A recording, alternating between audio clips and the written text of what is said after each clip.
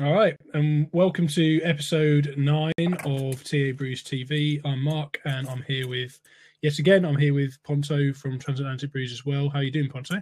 Good, how are you? Very good, thank you. Yeah, starting to creep into the Christmas season here. Don't know about you guys over there, but yeah, it's inevitably creeping in. The adverts have started, which essentially means we're in the run up to Christmas. So, and it's not really getting cold yet, though. How's things over there? Nighttime's getting pretty cold. It's getting closer to zero. Right after Halloween, so the Sunday, Yeah. Starbucks was putting up all the Christmas decorations already. Oh, really? Yeah, I went in there Sunday evening and they had just about decked out the whole store. Yeah, everyone has that different line, don't they, as to when it's acceptable to start the Christmas decorations. But let's face it, retailers, it's as soon as they can start making money out of it, so that's fine. Pretty much, yeah. Which is, yeah, it's need to be too cynical about it, do you really? But I mean, it's freakishly warm, but it's quite windy and wet, and it's not cold. It's just windy and blustery. But anyway, I sound like a typical Brit, just like talking about the weather. Complaining. It's all you do. That bastard weather. Well, anyway, yeah, pretty much. Shall we introduce our beers? What were you drinking this week? I have the local brewery, Steel and Oak, S&O, they're more commonly referred to. I have the dry hopped extra special bitter. Very good. And it's not on their website yet, surprisingly, so I'm guessing this is quite new. First time I've seen it in the store, though, so must be. You said that's near New West, which is, I guess, yeah, New Westminster. It's just hop, skip, and a jump from here, just across one of the bridges. Takes about 15-20 minutes to get to. Okay. And, yeah. So I'm looking forward to something locally brewed. Yeah, I haven't heard of them. For once, it's not Central City. Yeah, I haven't heard of them before, so that'll be interesting to see what it's like. Yeah. What do you got? I got a beer from St. Austell's. The more common version of this is the Proper Job, which is their regular kind of IPA, if you like.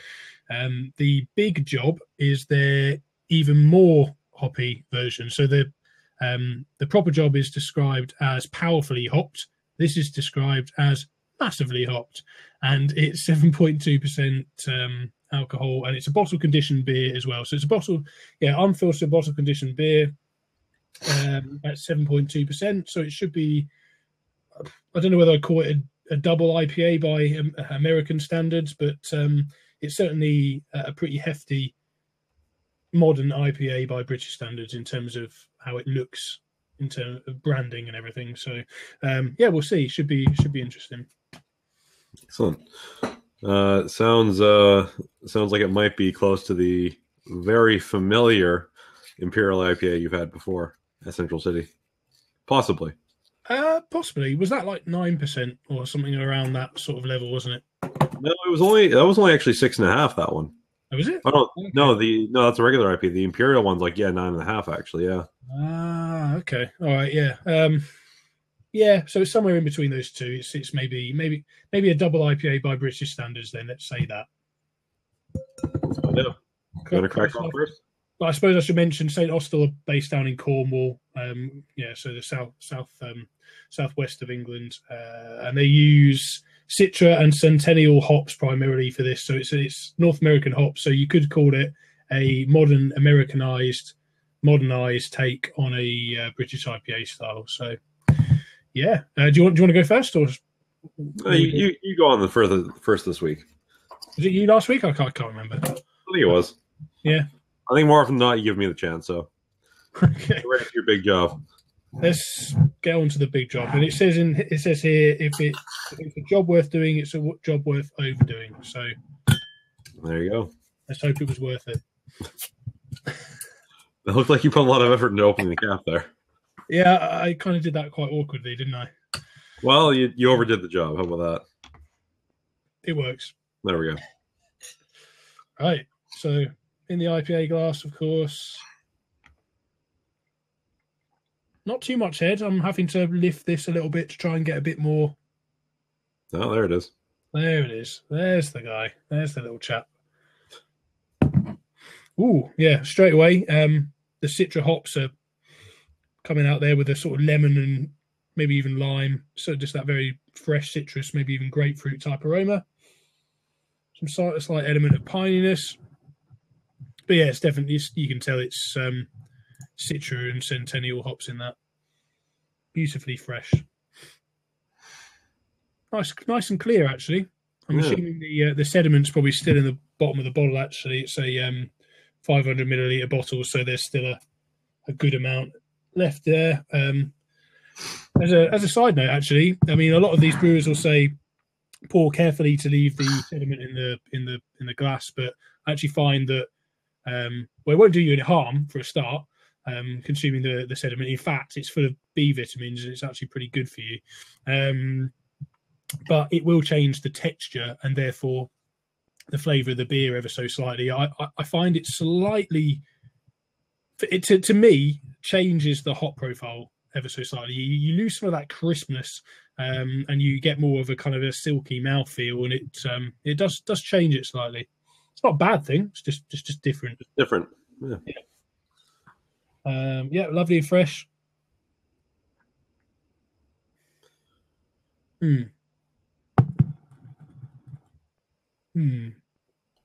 Yeah, there's some lovely fresh fruit flavors kind of up front, followed by that kind of citrus, grapefruit kind of element and that pininess that kind of carries through. I would definitely say the finish is very dry. Lovely and dry. I would say that the bitterness kind of dies down in the aftertaste. The aftertaste isn't really that bitter, but I mean, it's hoppy. Don't get me wrong, but it doesn't have that lingering, really sort of really powerful sort of feel. Yeah, it doesn't have that lingering dry. I mean, it has a dry finish.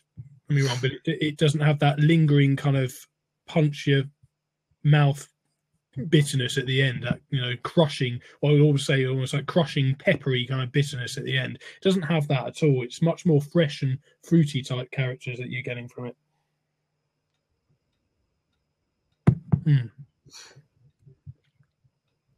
But yeah, it's very nice. The carbonation's incredibly light. This is a bottle conditioned beer, so all that carbonation there that you can see is pretty gentle is all natural. So it's not exactly well, by North American standards, it'd probably practically flat, but it isn't. It's lightly effervescent. It's really fresh, really nice. It's good. I have to say, it is relatively similar to the proper job, but at the same time, it does have that addition of slightly more citrus hop characteristics than the other one does, and it's also slightly more dry, and it's also a tad more warming in the alcohol as well. But yes, it's lovely, very, very nice. Sounds quite good. So yeah, I'd seek it out. It's good. It's definitely worth seeking out over their regular IPA. It's just got that little bit extra to it. But if I had to be critical about it, the head dies pretty quickly, and the carbonation, I'd actually like a little bit more freshness in the carbonation. Really? That's just me. I'd like a little bit more there. It goes relatively flat, relatively quickly, and I'd just like to see a little bit more. I don't know, so a little bit of something extra for it. But anyway, so so we got quite a influx of viewers actually just now. Yeah. So welcome everybody joined. Yeah. Oh, Brittany's back. Okay. Brittany met your caller from a few episodes ago. She joined in. How you doing, Brittany?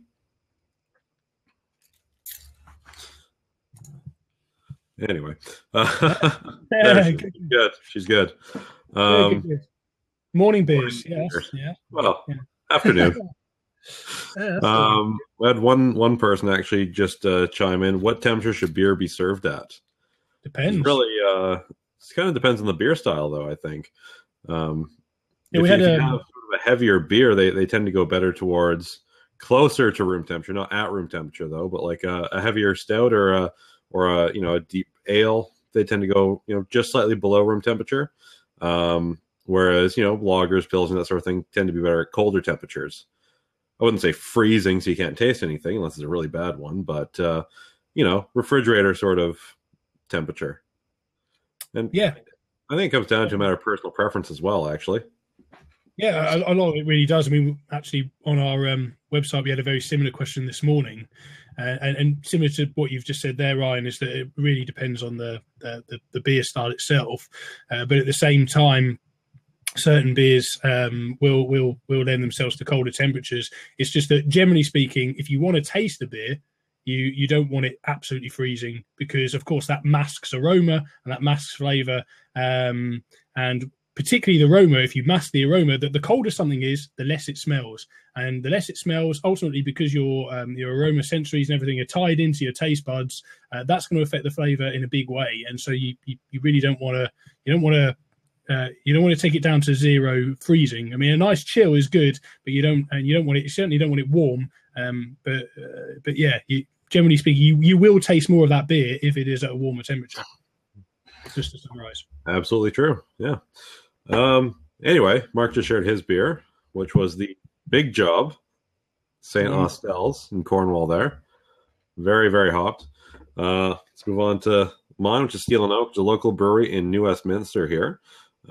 It's their dry hopped extra special bitter. So let's have a go at that. Sounds good. Yeah. It being a new brewery in BC should be interesting. Yeah. Yeah, one that's local, that's not Central City, as I was telling Mark earlier. Yeah. That seems to be the one locally that people just default to. Yeah.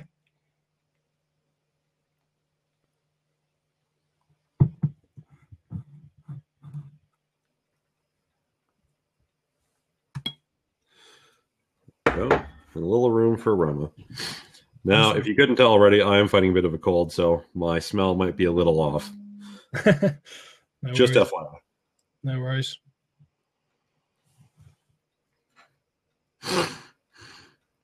It's a nice colour. It is. It's very good, actually. Hold it up to the light. Yeah.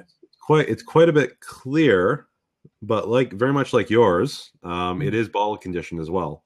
Okay. I guess I didn't pour vigorously enough to get it out there, but it's at the bottom somewhere. That's good for you. Yeah, it's nice, sort of ambery color. It's a bit. The camera's showing it quite a bit darker than it is. It's actually see if I can get a quick light up here and get it closer.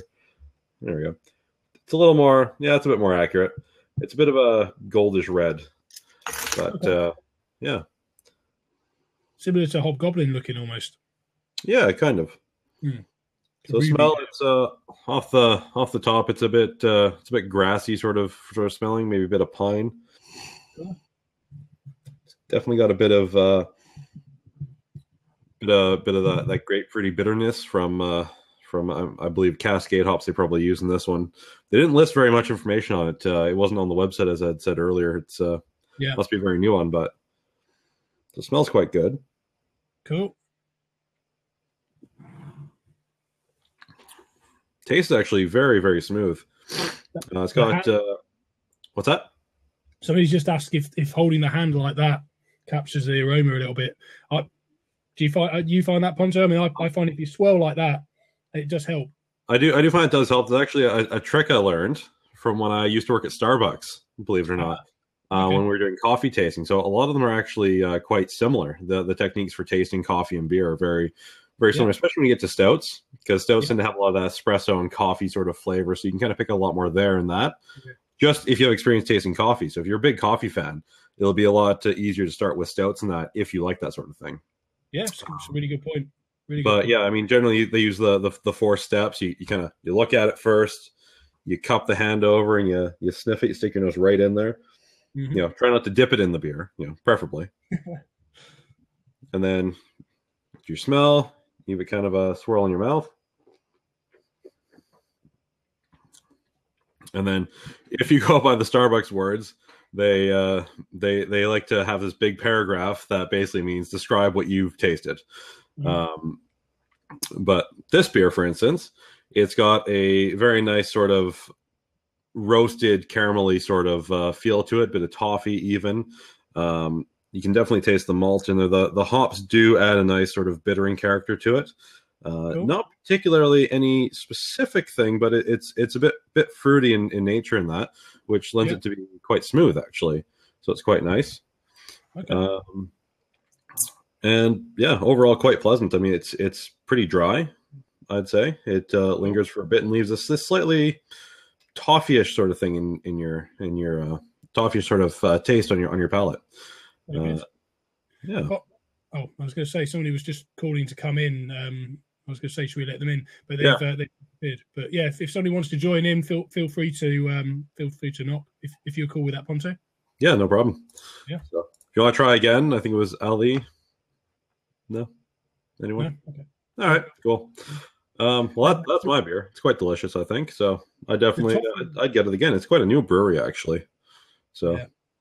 Sounds really nice. I mean, the toffee aspects you'd expect, I guess, from that kind of English style. I'm assuming it's kind of English malts that they're using, probably crystal malts, I would imagine, in that kind of beer. So yeah, English it does have a very sort of traditional flavor that I expected from more like Fuller's beers, which was quite a bit shocking because I don't get very many beer around here that's not in a North American style. I mean, I guess rightly so. It is the area after all, but it's nice to see once in a while that people return to traditional stuff, you could say, or just trying something different for the area, which I think Steel and Oak seems to be doing quite well overall. Okay, yeah. Sounds good. It'd be interesting. I mean, next time I'm over there, hopefully we can share one. But yeah, sounds nice. Yeah. Well, I guess it's open floor now. If anybody has any questions about stuff, feel free to ask. Alcohol content. Alcohol content. The Steel and Oak one, if that's the one you're referring to, it's only 4.6. So it's not going to get you wasted. But if that's your goal, move on to something else. But it is a nice one that you could probably have a few of with a friend and still be, coherent afterward. Definitely. I mean, it's definitely more of a sessionable strength. Mine, on the other hand, at 7.2, you're probably not going to want to have too many of those. Out of 10. Out of 10, how many? Oh, I'll have to give a rating. What do you reckon? Let me have another go at this. 10,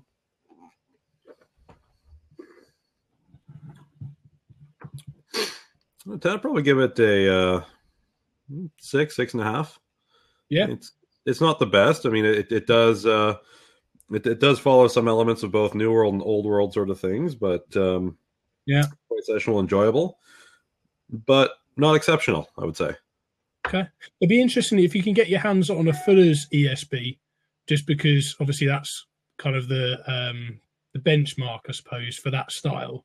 Just to do an A/B test, see what they're like, just see what you think overall. Because I think quite often things like ESBs, although would have been considered pretty hoppy years ago and pretty strong in flavour years ago, with the growth of sort of American IPAs and some of the more powerfully hopped New World beers coming from the States and from North America generally, we found that I suppose beers like that now somehow don't seem so extreme. So I think people get a little bit more blind to it in a way. So it'd be interesting if you took just a light by light comparison to what's considered kind of a textbook style, and then to compare it with the one that you've got there today would be interesting to do. I suppose if I was to rate my beer, moving on to that, I'll give mine. Just before we move on, the gentleman asked the name on this one. It's Steel and Oak is the brewery, and this is the dry hopped ESB, which means extra special bitter. For anybody who just joined as well. Should we mention the trademark thing? Trademark thing. Oh, yes. Thing, yeah. So ESB is a trademark in the UK of Fuller Smith & Turner. So actually the style, it stands for extra special bitter, as Pontos just mentioned. But actually in the UK, you can't use that term because Fuller's, as a brewer that do export to North America, so you probably get hold of their stuff over there. Fuller's London Pride being one of their main ones. But yeah, you can't use that term in the UK. So typically bitters come in 4 different varieties in the UK. So you have your kind of session bitter, your regular bitter, which is normally about 4% and under in alcohol content. Then you have your best bitter, which is sort of 4% and up.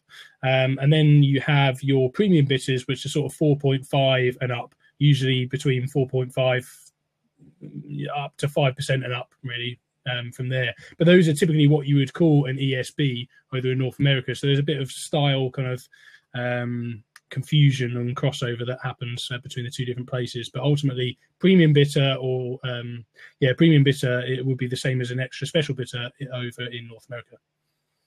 Just as a little Side note. Little history and legal notification for you guys. There you go. Yeah. Anyway, on your beer. What? Yeah, my beer. Yeah, it's a really good beer, really good example of a double IPA in terms of English double IPA standards. At 7.2% alcohol, and having tried their regular IPA and this, so the regular IPA being the proper job and the double IPA being the big job, I would give this a 7 out of 10. It's a really good beer. Don't get me wrong. However, I do feel that the sort of mouthfeel and the carbonation, the way that it retains its head, does lose something over time. And I really look for more of that lingering bitterness from an IPA these days. It's just a personal preference thing. Some might give it more than that, but yeah, it's solid. But I wouldn't say it was blowing me away. Yeah, it is pretty rare to get something that blows you right away, eh? Yeah.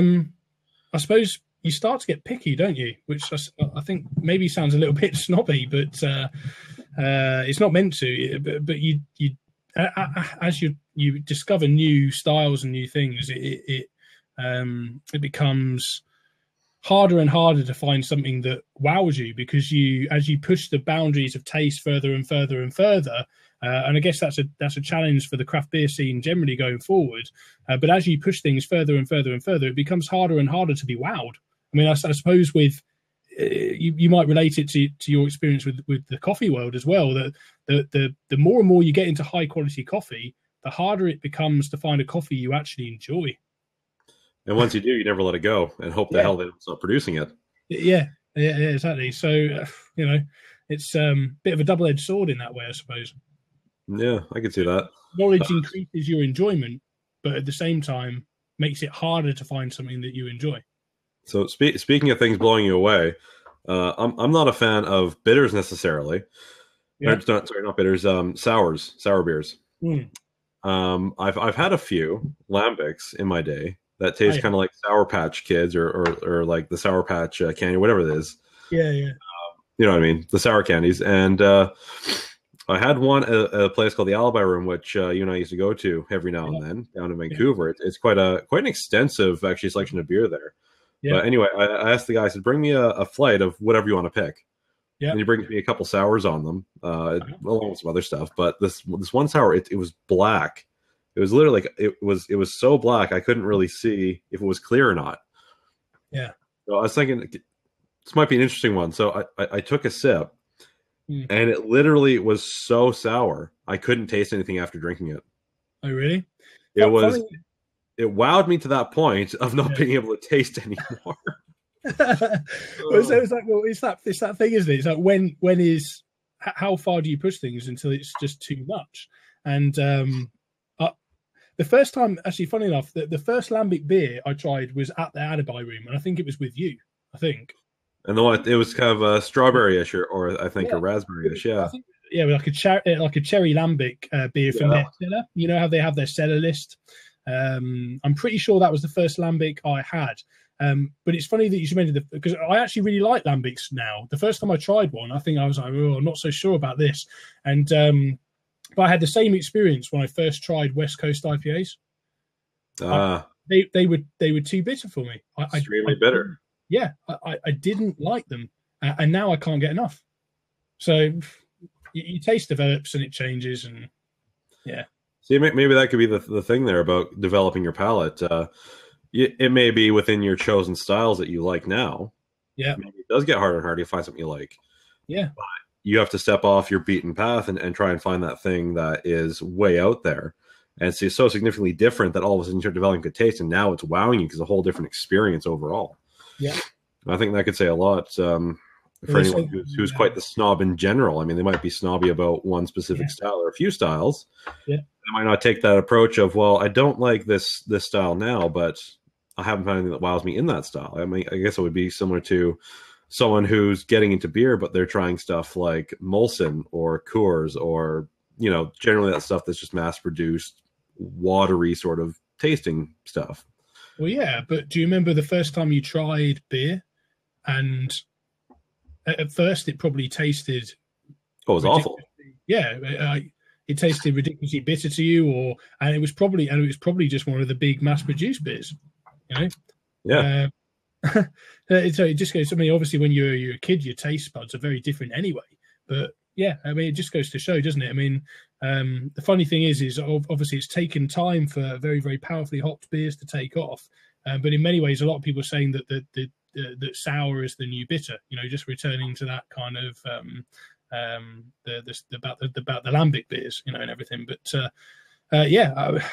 I don't know, but I mean, once you push things as bitter as it can go and as sour as you can get, I mean, where do you go from there? It's probably return back to the basics of, you know, yeah, I don't know, of not being sour at all.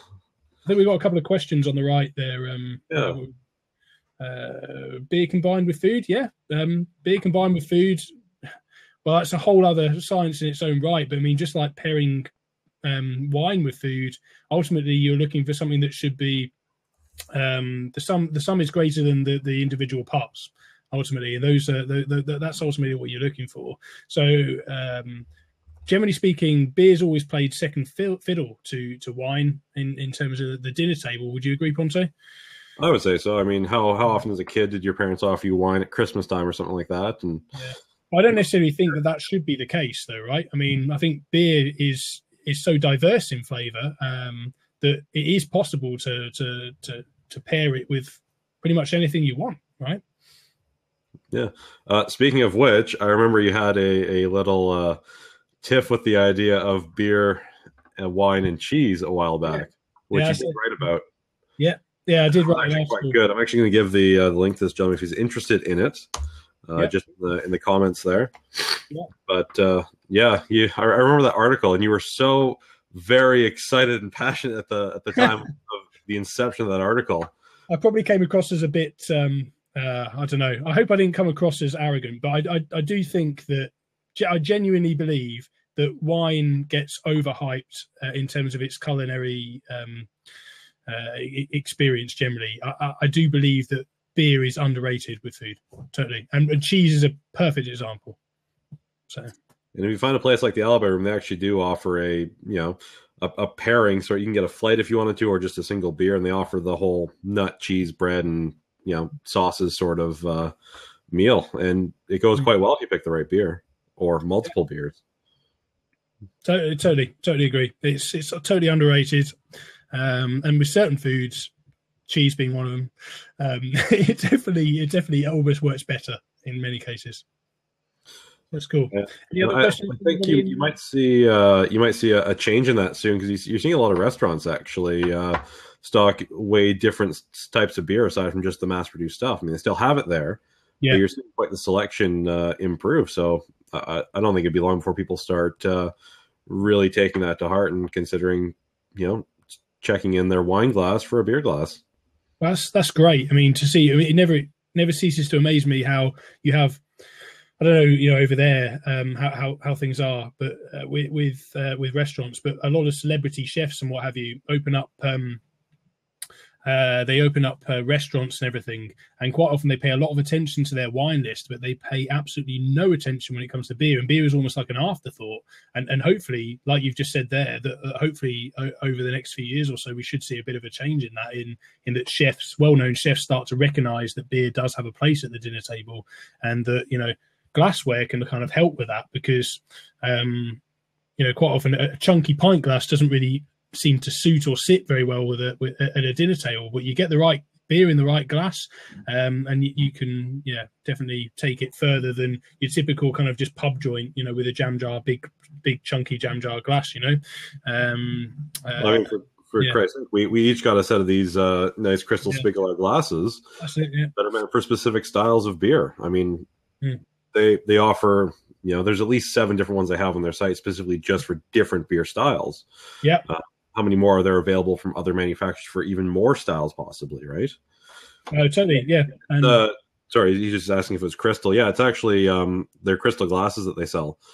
I mean, they're not they're not horribly cheap or anything like that. I mean, they're actually relatively expensive, but they're very nice, thin sort of glasses, and they just improve the mouthfeel and the aroma and all that for these specific styles. Funnily enough, I guess We do have a review of those as well, actually. If you want to check out our video review of the Spiegelau stuff, I'll just get you a link. So these are the glasses we're using at the moment, and they're crystal glasses, and they're designed specifically, as Ponto just said, for the different kinds of beer styles out there to enhance the flavour and profile of particular different beers. So, yeah, check it out. Now, it wouldn't do much of a good to ping it.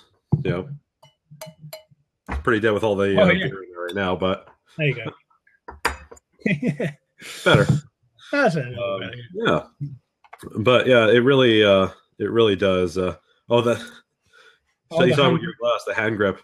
Yeah, it's an IPA glass, so it's specifically designed for IPAs. In fact, it was developed in collaboration between brewers Dogfish Head and Sierra Nevada. So they teamed up with Spiegelau, who make these glasses, to design this particular glass to enhance the aroma and profile of extremely hoppy beers.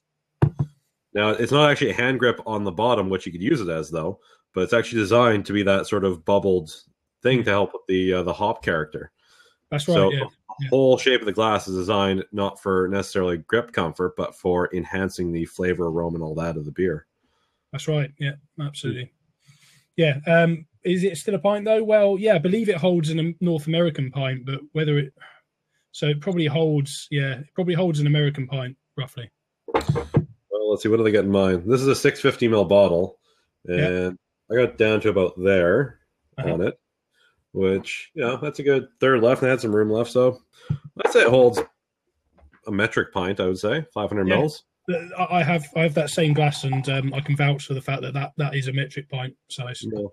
I mean, these glasses are made in Germany, if I recall correctly. Yeah, that's right. They do use the metric pint there. Yeah.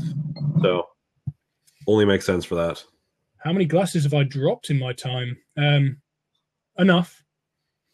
Yeah, I've dropped glasses. Wet ones. Yeah. Well, Usually like condensation after holding the beer for so long. Well, that's one of the things is actually funny. The the nonic pint shape. You get the classic British pub shape glasses with a little dip in the top there. That's partly there because it helps you stack the beer, but it's also there to help you grip the beer and not drop it when you're drunk in a pub. So that I did not know.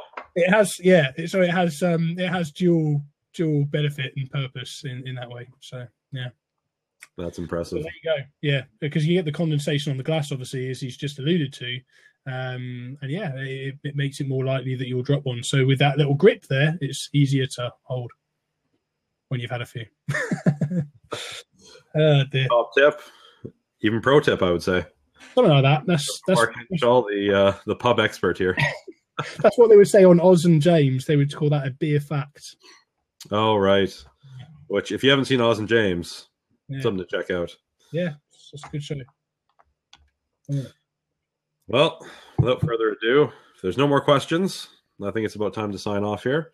Wrap up. Great. We had quite a lot of people asking questions today. Mostly from this gentleman here, which is definitely okay, and we do enjoy the participation there. Yeah, thanks for your questions. Cheers. Yeah. It was a very good episode as a result, I'd say. Yeah.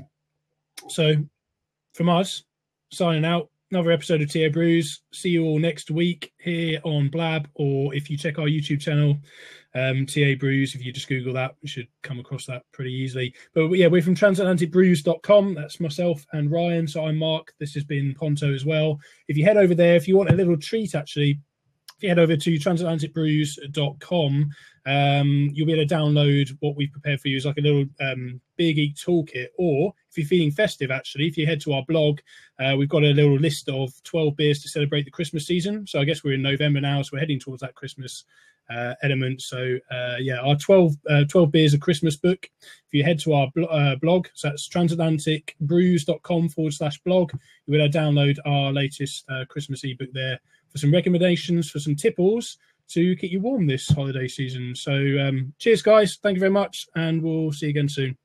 Have a good pint.